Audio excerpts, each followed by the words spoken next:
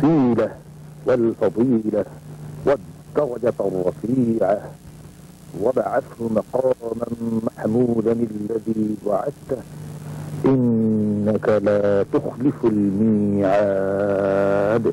হে আল্লাহ, এই পরিপূর্ণ আহ্বান এবং এই নামাজের তুমি প্রভু।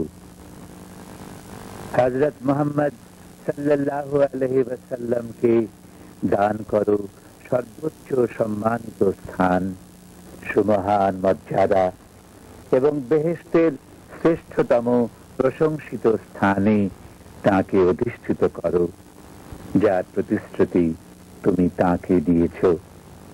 নিশ্চয়ই তুমি ভঙ্গ করো না অঙ্গীকার।